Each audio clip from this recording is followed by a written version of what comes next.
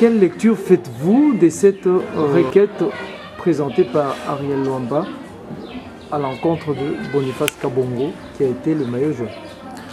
C'est son droit le plus capital que la dame Ariel Ndaya ait introduit sa requête devant la Cour constitutionnelle pour que la justice soit rendue. La question que nous pouvons nous poser, est-ce que c'était opportun? Parce que vous savez, elle venait d'entrer dans la classe, dans le jeu politique, et elle est encore trop jeune. Et je ne pense pas que s'attaquer à Kabongo Boniface serait un point positif pour elle. Mais qu'à cela ne tienne, nous sommes dans un état de droit. Mais en ce que je sache, la requête a été introduite en date du 22 janvier et que la date limite du dépôt de la requête devait être le 21. Je ne sais pas ce que sera la Cour, mais quant à moi, cette requête sera déclarée purement et simplement irrécevable. Irrécevable pour quelle raison? Pour forclusion de délai. Le délai est de 8 jours depuis la proclamation. Et nous savons que c'est depuis le 21 que le délai était couré et prenait fin. Et jusque-là, elle a introduit sa requête d'une manière tardive devant la haute cour de la République démocratique du Congo. J'ai jeté un coup d'œil aussi sur cette requête.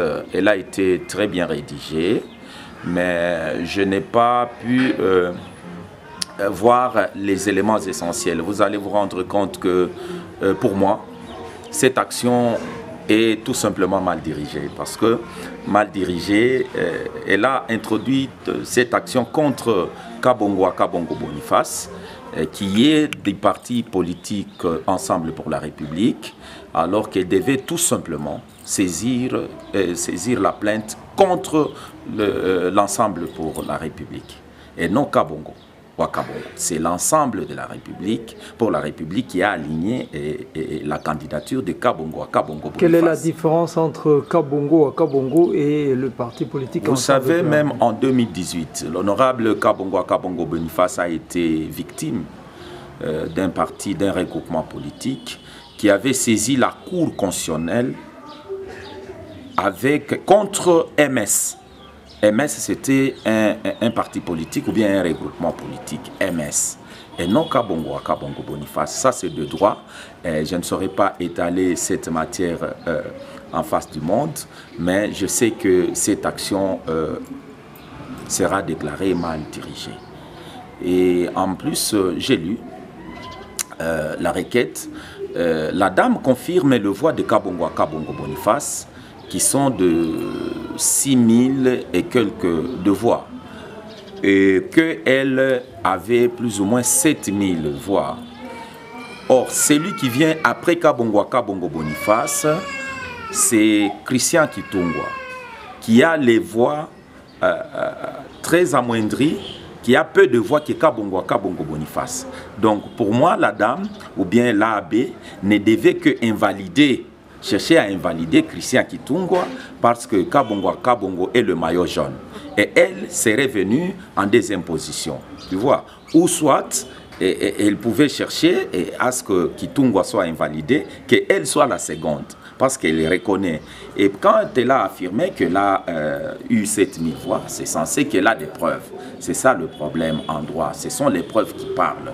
Or, la CENI doit aussi être là et la CENI doit se défendre valablement. Alors, moi, je pense que c'est ça ma position en tant qu'analyste juridique. Non, ce n'est pas une forme de distraction. Tout le monde a cette liberté de saisir la haute cour ou les instances judiciaires. Quant à la haute cour, de vérifier le délai et de saisine. Même aujourd'hui, je peux saisir la cour constitutionnelle. Elle va recevoir ma requête, mais elle va examiner quant à ce qui concerne la recevabilité de cette requête. C'est un peu ça. Donc elle est libre, c'est son droit le plus capital, mais ça amène le couac dans le chef de la population du Tanganyika. Maintenant, tout le monde sait que c'est Madame Ariel Ndaya qui veut invalider Kabongo à Kabongo Boniface. Réellement, vous avez vu, même à la cité, les gens ont commencé à parler, les gens ont commencé à crier. Ce n'est pas aussi bon d'introduire cette option, mais c'est son droit le plus capital. On ne peut pas l'encourager, mais elle a déjà fait ça. Bon, attendons que la Cour puisse se présenter et se prononcer quant à ça. En tant que juriste et aussi un analyste politique, je vais inviter cette population au calme. Parce que la haute instance est déjà saisie à travers AAB, qui a voulu que la dame Ariel soit presque la maillot jaune, qui pouvait occuper la première place, alors qu'il y a aussi la seconde place qui est occupée par une autre personne. Même par voie d'arrivée, donc la dame ne devait pas vraiment, d'une manière ou d'une autre, aller contre Kabongo Boniface. Il pouvait chercher une autre personne pour attaquer. J'invite seulement la population au calme. Il faut être habitué, comme l'excellence Ali Bin Omar Moukinje était toujours habitué à ce genre de procès. Attendons, la Cour constitutionnelle va se prononcer quant à ceux, surtout ceux qui étaient à l'Outre-Lukuga, au niveau de la cité, en ville, qui commençaient déjà à chercher à manifester contre la dame Ndaya. Non, c'est son droit, Ariel Ndaya, c'est son droit le plus capital. On la laisse agir comme ça, mais la justice va se prononcer. Ce que Ariel Ndaya, en tant que candidate, a posé ne serait pas une forme tacite d'attaque contre Christian Kitungo?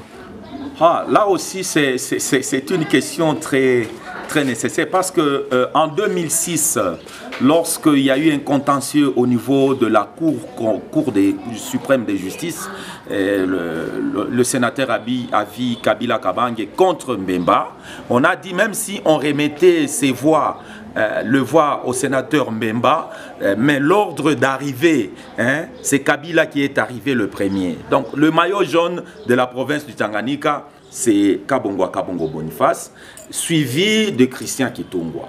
Maintenant, vous attaquez le premier, vous laissez le second. Les résultats peuvent même toucher le second, d'une manière ou d'une autre. Donc, en cherchant à toucher Kabongo Boniface, on peut d'une manière ou d'une autre chercher à invalider quelqu'un d'autre. Alors, là aussi, ça va poser problème. Là aussi, ça va poser problème.